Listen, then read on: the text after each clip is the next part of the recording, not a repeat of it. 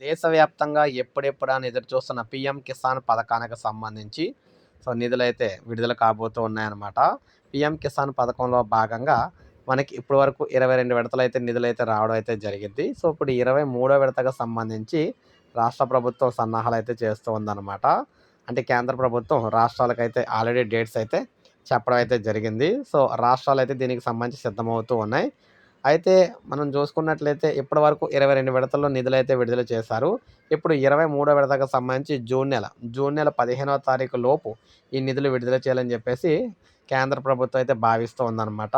ప్రతి ఏడాది 3 విడతల్లో ఈ నిధులైతే విడుదల చేస్తూ ఉందన్నమాట కేంద్ర ప్రభుత్వం.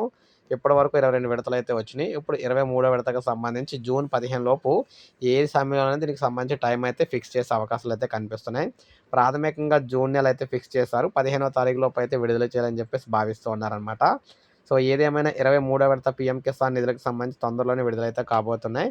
ఇలాగే తాజా సమాచారం అందిస్తూ ఉంటాను. ఒక లైక్ చేయండి, సబ్స్క్రైబ్ చేసుకోకపోతే మన ఛానల్ సబ్స్క్రైబ్ చేసుకొని ఫాలో